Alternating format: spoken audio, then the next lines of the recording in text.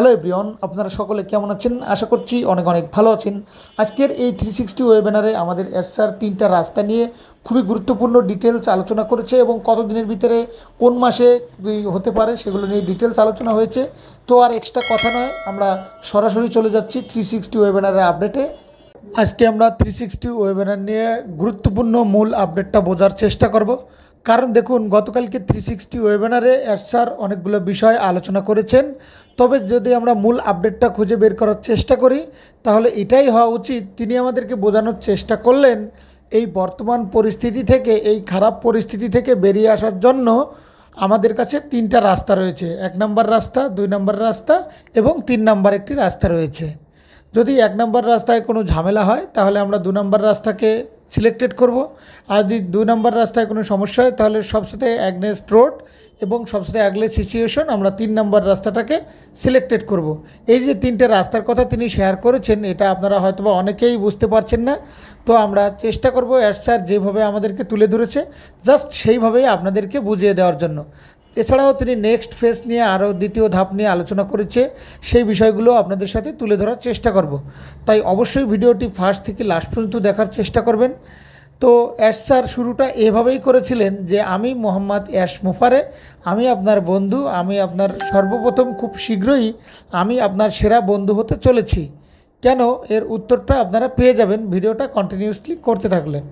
যেমনটা আপনারা জানেন যে আমরা কিছু সমস্যা নিয়ে ফেস করছি, আমাদের রাস্তায় কিছু আনএক্সেপ্টেড চ্যানেল এসে দাঁড়িয়েছে।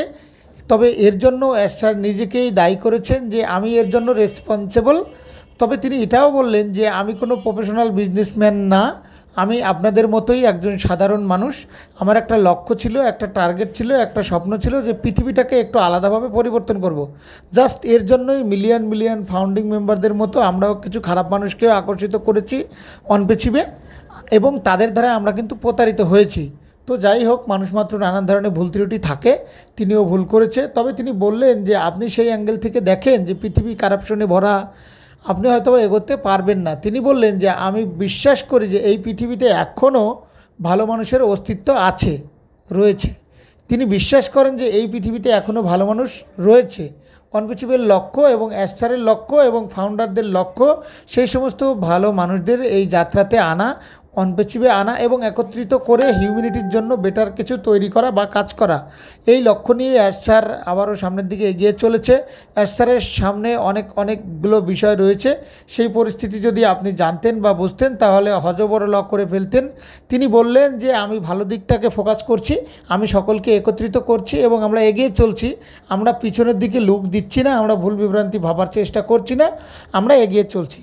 তবে আপনি হতাশগ্রস্ত হবেন যদি আপনি আমাদের ব্যর্থতা ডিটেলসের উপরে ফোকাস করেন।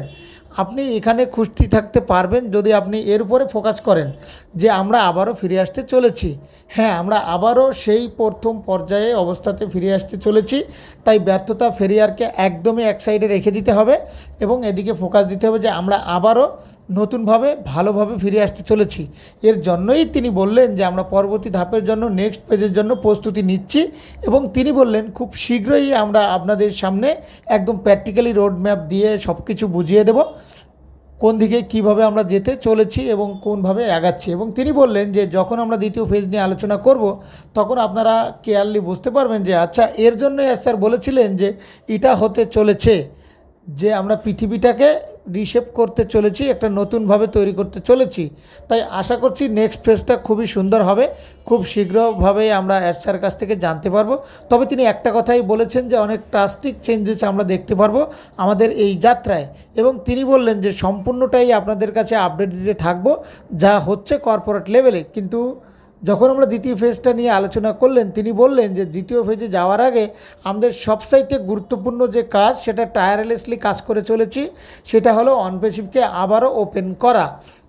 সো একদিক থেকে আমরা দ্বিতীয় ফেজের জন্য প্রস্তুতি নিচ্ছি এবং অন্য দিক থেকে টায়ারলেসলি কাজ করে চলেছে অনপেসিভকে আবারও চালু করা। কারণ আমাদের ওএস বন্ধ রয়েছে, আমাদের অনপেসিভের ওয়েবসাইট বন্ধ রয়েছে। তাই দ্বিতীয় ফেজে যাওয়ার আগে সবথেকে ইম্পর্টেন্ট কাজ হলো আমাদের ওয়েবসাইটগুলোকে ওপেন করা।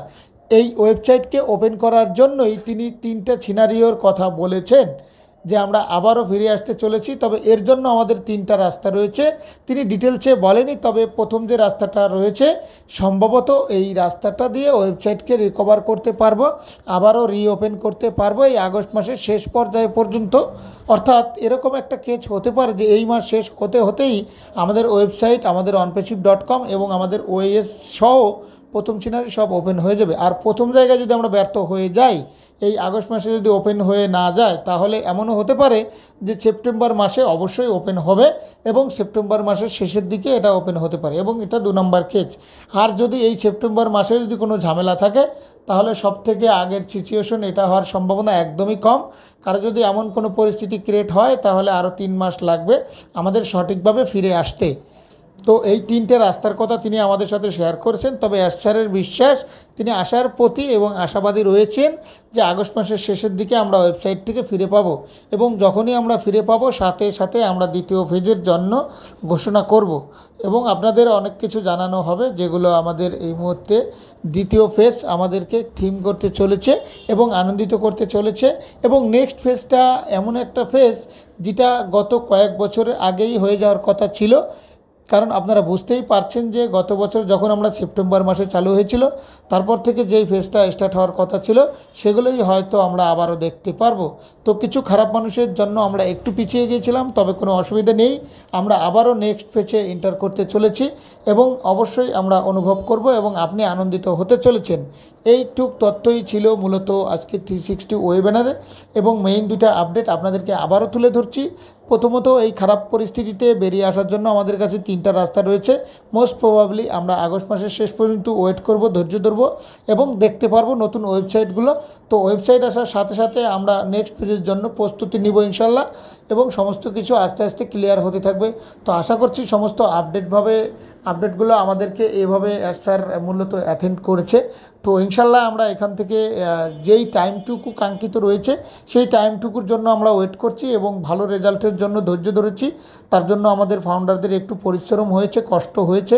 তো ইনশাল্লাহ ভালো কিছুর জন্য তো ধৈর্য কষ্ট ধরতেই হবে। তো আপনারা সর্বদা ভালো থাকবেন এবং সুস্থ থাকবেন। অনপ্যাসিভ টেকনোলজি এই চ্যানেলের সাথে সর্বদা জুড়ে থাকবেন, কেননা এখানে অনপ্যাসিভের রিয়েল অথেন্টিক আপডেটগুলো তুলে ধরি। তো আর এক্সট্রা কথা নয়, টেক কেয়ার, আল্লাহ হাফেজ।